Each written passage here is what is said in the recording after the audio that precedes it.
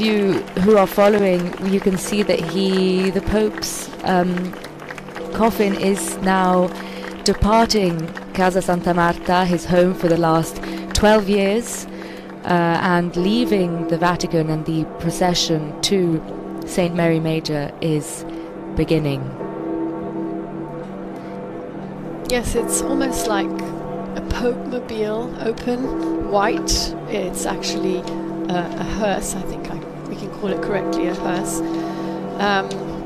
There is no procession behind it.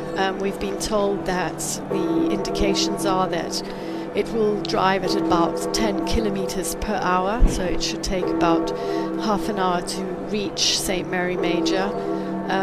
Perhaps for security reasons, people have been asked not to walk behind it, but they will definitely be lining the streets. And we've seen some of the images of the entirety of the route that you described earlier. Thousands and thousands of people have taken to the streets to say goodbye for the last time, and of course everyone will be able to visit St. Mary Major and visit Pope Francis's tomb, but this really is, his the day that we are dedicating to him to say goodbye. And Rome, and not only Rome, the faithful have really come out for that. Very symbolically also, we know that a group of mostly poor people who are assisted by charities will be at St. Mary Major to welcome him to his final resting place. The Pope of the peripheries, the Pope of the people, is very aptly receiving his last embrace from those whom he loved the most, the smallest, the weakest, the last in society. We see the whole entourage there from high above. Now they've just exited Vatican City. They're on the avenue here that leads to a tunnel that then crosses over the Tiber River and will take them into the historic center. People lining the streets there, and we've had plenty of reports of people lining the streets across the city since this morning. So while many were crowded into St. Peter's Square, which had at least around 50,000 until they had to kind of close it off due to the numbers, and then so many hundreds of 150,000 others in the avenues surrounding the area. We have many people as well, in addition, lining the streets here, the sidewalks, to pay their final respects to Pope Francis and the entourage here, moving at a pace that gives people time to take in the moment as it happens. And these aerial images that were being shown are they're really quite impressive. They're beautiful. You can see the car carrying the Pope, and then above what I believe to be the Vatican Gardens, the Pope's Gardens, this beautiful green area which I'm sure he must have wandered through so often. And it's beautiful to have them both together as he makes his way to St. Mary Major. There really are a lot of people out there. You can hear the applause as he makes his way down. You were saying, Francesca, the Vatican Gardens, which he probably walked. I thought it very beautiful that in the Rogito, the last act, which they placed in his coffin, there was a summary of his life and of who he was and of his pontificate. And in particular, he was described as a simple and popular pastor in his archdiocese in Argentina, who travelled far and wide by metro and by bus, living in a flat, preparing his own food because he felt like a normal person. And I think he made everyone he met feel like he was a normal person, and that they were meeting a normal person. And the Pope of the peripheries, that's really what he was. And especially talking about his traveling, and he really traveled the world. His penultimate trip, which Linda, you were on, and he really went to the other side of the forgotten side of the world. Absolutely. I must say I've had the privilege to be on 2 faraway trips. One was the one you're just mentioning that took us to Indonesia, Timor-Leste, Papua New Guinea, and Singapore, but even the year before to Mongolia to visit the smallest Catholic flock in the world, 1,500 Catholics of the entire Mongolian population. So yes, he travelled into the peripheries of the city, going to visit prisoners, going to visit elderly people, poor people, always welcoming refugees, but he's also travelled across the world to the remotest and furthest away places from the Vatican, obviously, that is. And people always came out in floods to welcome him. I'll never forget landing in Timor-Leste, which is a tiny and new country, and the entire the half of the entire population, 750,000 people, came to the mass. The floods of people just there to welcome him. Very moving. And they're countries that are so far off the grid, we barely even hear of them. And another gesture that was one of his final gestures was he visited the prison. He went to Regina Coeli, I believe, which is a prison in the Trastevere area of Rome, not too far from the Vatican. And it's a symbolic gesture that he does every year at Easter, and of course with him having been unwell, we weren't sure whether he would have done, and the fact that he did meant so much to prisoners worldwide, but all marginalized people. And I think the Pope himself said, you know, it could have been me, it could have been anyone in your position. And that awareness that he had and that he transmitted to the people who were suffering the most, I think is one of the greatest legacies that he could be leaving behind. And it's really fitting that the people who will welcome him and say their goodbye at St. Mary Major are, as you've mentioned, the people who've suffered, the homeless, migrants, people who are marginalized. So people who've met him before as well. We've been told around 40 of them will be there. There might be more or less, but some of them have actually met Pope Francis.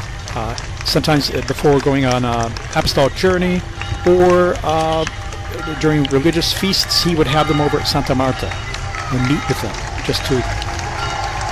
He's crossing the bridge. He's crossing the Tiber. We see, yes. Yeah. This is the beginning of the Via Corso Vittorio Emanuele. He's passing here in front of some very symbolic places. Indeed, and he's just, as you mentioned, crossed over the river. We saw that beautiful drone photography and that live video that we'll have more of here. And yes, it's remarkable also. It's the first papal funeral, can we say, with this advanced technology, digital technology, that is really giving everyone the possibility to almost be there. Indeed, for our television viewers, they're seeing an incredible view, bird's eye view, literally, of what's happening, and it gives you a sense of context in a way that's revolutionary, I would say.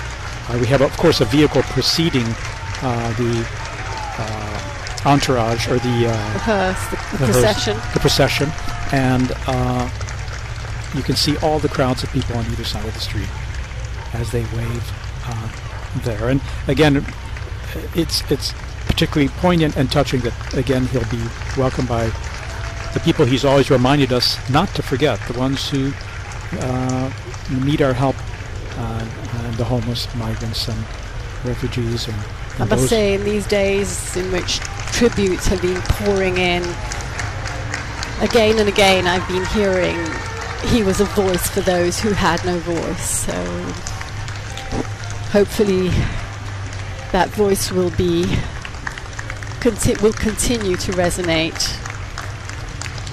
Well, right until the very end, his final appearance on Easter Sunday, he dedicated his words, his Urbi et Orbi blessing, which someone else read for him, but he dedicated it to the people suffering war, and he has always been a voice for the people in countries where everything is being destroyed by arms. Pope Francis has been number one advocate for disarmament. He's been the number one advocate for solutions to be reached, for diplomatic talks to take place. He has reiterated every time he made an appeal that war is a defeat. It's become a slogan. You have read so often for him at the general audience, which is always an occasion for him to reiterate this appeal. And Francesca, you wrote that lovely farewell that we published on the web about the Pope of Peace, which particularly, I think, resonated with you. I have to say that one of the things I learnt reading at Pope Francis's audience is that his style of being closer to the people resonated in every aspect of his pontificate. So it was very clear when he said the words, and then in other smaller actions it was clear to the people involved. And this is the case for the general audiences, because you may remember up until a few years ago the readers at the general audiences were all Monsignori, religious consecrated men who work within the Vatican walls. And Pope Francis changed that, and the readers became people like me. I'm a woman, I'm not a religious, not a consecrated woman, and all of a sudden that audience and that stage, which before saw only men, only consecrated men, saw people from all over the world, all different ages, all kinds of different accents, and it really represents the people in the square to whom you are transmitting the Pope's message. And I can only imagine that being one of the faithful in St. Peter's Square, which I have been on numerous occasions, even for audiences when other people are reading, it really builds that bridge. And that's just a very small gesture that people may not perhaps have even noticed, but to be involved and to be asked to participate in something like that, I mean, it's been a real honour reading for him at audiences. And you're right, it may be a small gesture, but it is symbolic of opening a window that he's been doing more and more in his pontificate to include people in the church. You know, he's been trying to open to women. He's been so strong in reaching out to other religions, to other ecumenical denominations. I'd say perhaps this way of inclusion culminated in his call for the Synod on synodality, which is a process that is destined and that he has wanted to continue, which is asking the church to include everyone, to listen to everyone. And Linda, we just passed through Largo Argentina, which is literally right in the center of the Eternal City of Rome, of historic Rome, as he continues on, heading close now, coming up on Piazza Venezia.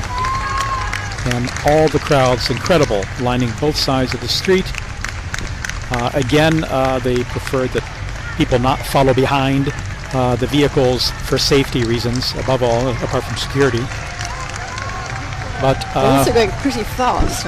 Yeah, they're moving a little faster, but people are getting a good view of all. And just wanted to mention, you were mentioning the Pope appeals for peace. That drew a lot of applause during the Mass, the Requiem Mass, when Cardinal Ray spoke about that, saying how much the Pope has appealed for peace, worked for peace, appealed to the consciences of all people to do their utmost to bring peace in our world. And that brought rounds of applause from the crowds in the square. And I think it was also mentioned in the Ruggito that you mentioned earlier, Linda, the document that was written and sealed within the Pope's coffin.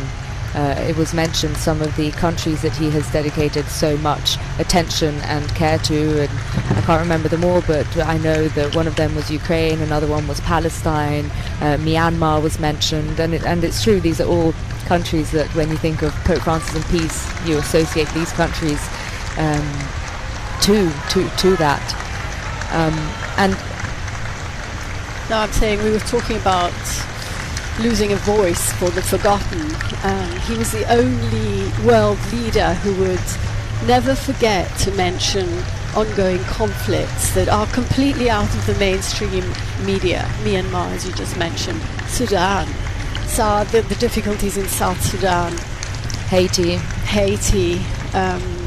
yes, and countless. The list is really unfortunately there are so many that we don't talk about as much as we should. Here we are in Piazza Venezia. This is the altar to the fallen soldier. And there are people all going all the way up the steps. Big crowds there, big crowds. The larger area open there. And now we're going to start going down what is personally one of my favorite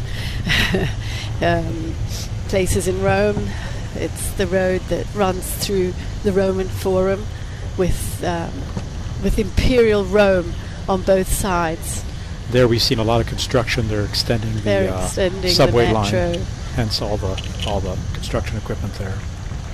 But can I say Rome is becoming more and more beautiful as works are ongoing to bring out its best, and there's so much. It's layers and layers of history.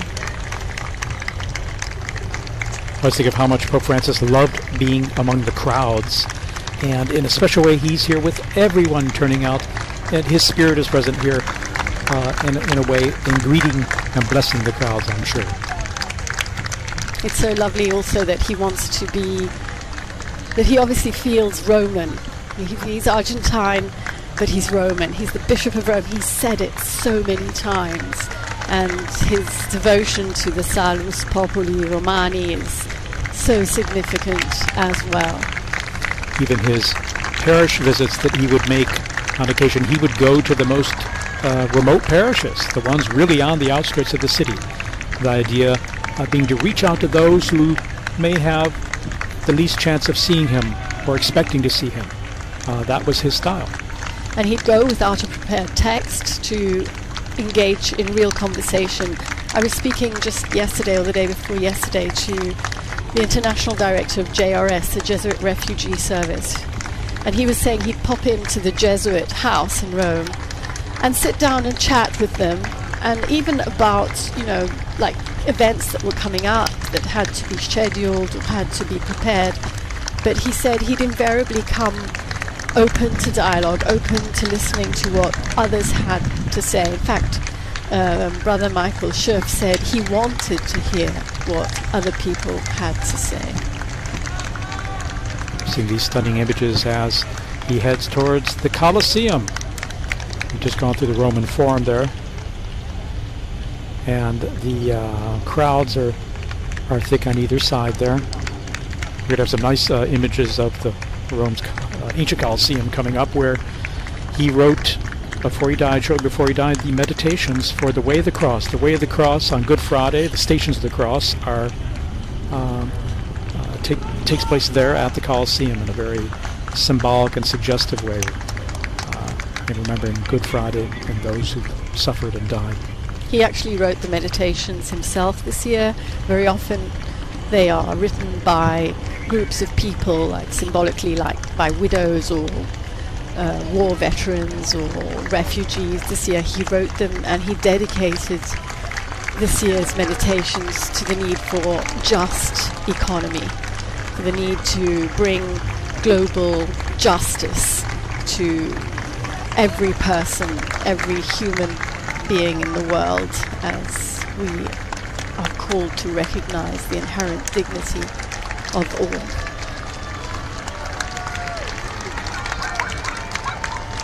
Well, Pope Francis has often spoken of promoting an economy of peace and an economy of fratellanza, which is the word that inspires Fratelli Tutti. It means brotherhood.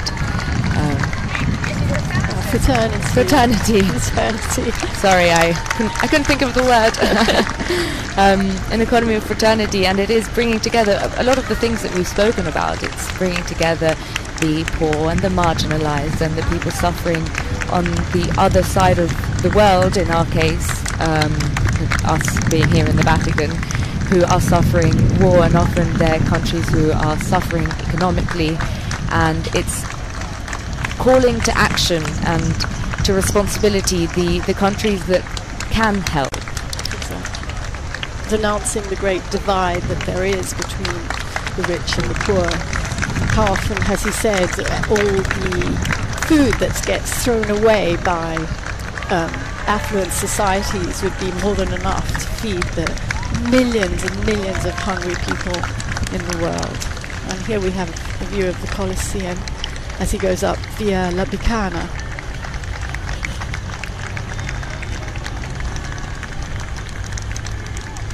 Now he proceeds on via La Bicana here, and we're getting closer to St. Mary Major. Here's the main road that goes between the Cathedral of Rome, St. John Lateran, and Santa Maria Maggiore, St. Mary Major. He'll be coming up on that via Merulana there. And here, so we're probably about 2/3 of the way there, I would say. And again, Pope Francis wished to be buried at the Basilica of St. Mary Major, and he wished to be buried next to the Salus Populi Romani icon of Mary, who is remembered and venerated by Romans, as the Romans survived a plague centuries ago, and it's a special icon, a special place that people go to pray. And Pope Francis, throughout his pontificate, has gone there to pray, to give thanks, to ask for prayers for his ministry. So he's been very dedicated to Our Lady, in particular this icon there in the Basilica, and he will be buried next to that chapel where the icon is located. He wished to be buried next to it and not inside it, where there was a possibility, saying, no, I wish that people, when they go to pay homage to that icon, that they see only that, and they don't go there to go see a pope. So for that reason, he wished to be buried next to it in a space that is just perfect and appropriate, a simple space where we'll be seeing shortly where it will happen. We take it for granted that most popes are buried in the Vatican, and I think most of them are. I think there are about 90 popes in the Vatican grottos. But it's actually not uncommon for a pope to ask to be buried outside the grottos. But the last pope to be buried at St. Mary Major was Clement VI, who was laid to rest there in the 17th century. Other popes are buried in St. John Lateran, and even in places outside Rome.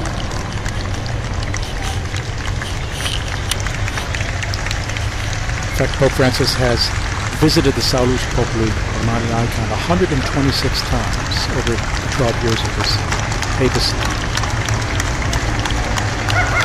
He entrusted every journey to her, every single apostolic journey he went on. And I also remember a very poignant moment of his pontificate, which was during the COVID-19 pandemic.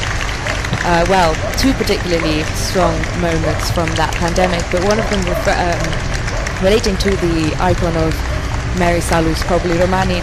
He visited the Basilica, and then he actually made a pilgrimage by foot to the church of San Marcello, which, if I'm not mistaken, there's a crucifix there which survived a fire in the 15th century.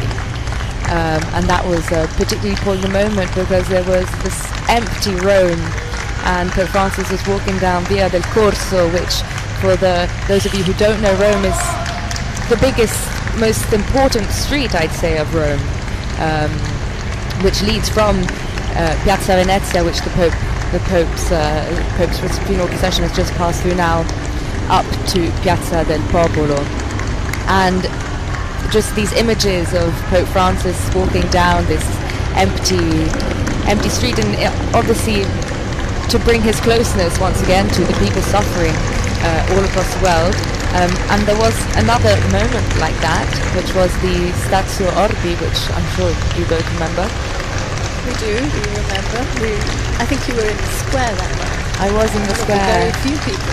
Yes, because the radio where we work, has to be open every day and I was actually working that day, and I remember when the building was closing at the end of the day, it must have been about 5 o'clock.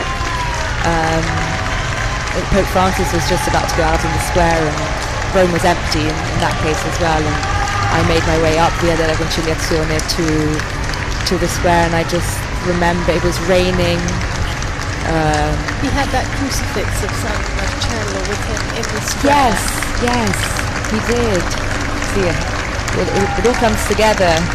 It seems like such a long time ago. It really does.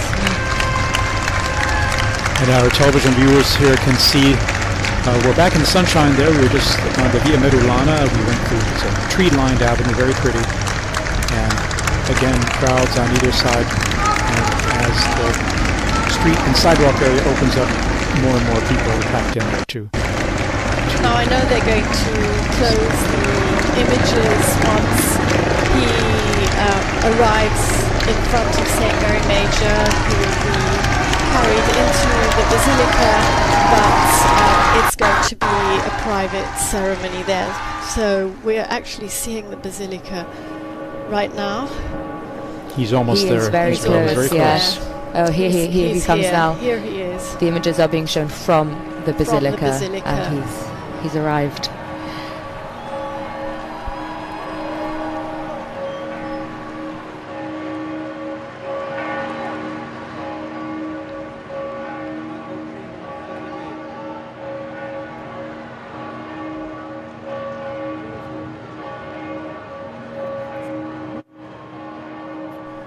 I have to say, it's a very touching moment. It's almost difficult to know what to say. I think most people can see and watch, but many people are also perhaps following on radio. Yes, it is very solemn. It's very sad. At the same time, it's a celebration of his life and ministry, and it's particularly poignant in this Jubilee of Hope as well, that he inaugurated, that he opened. And so I think, I would imagine that would be and of course it is the key theme as well that we celebrate in a very special way at Easter at this time, a time of hope, of birth, new life, life in a new and transformed way. And so I think all today has been a wonderful tribute to Pope Francis and his ministry. And there we see the icon Salus Populi Romani. It's a panel made of cedar wood. It's about 117 by 79 centimeters, more or less. It's quite large when you bring it down to the ground. It's mounted in the chapel there higher up, and it depicts a half figure of Our Lady with the child Jesus in her arms. And the icon again is especially dear to the Roman people and highly linked to the identity of Rome and the popes. And as we saw with Pope Francis, he had that special dedication to Our Lady in this icon of Rome. He visited the Basilica just recently during his convalescence at Casa Santa Marta after he was discharged from the hospital on the 23rd of March. He actually, on his way back from the hospital, he stopped to pay tribute to Our Lady. We see those arriving, some of the cardinals and prelates who are arriving here for this moment before the coffin is taken into the basilica for burial. This moment that will take place here outside in front of the basilica. The Cardinal Camerlengo, Kevin Farrell, will again preside inside the basilica at the final rite of interment, together obviously with other cardinals and prelates.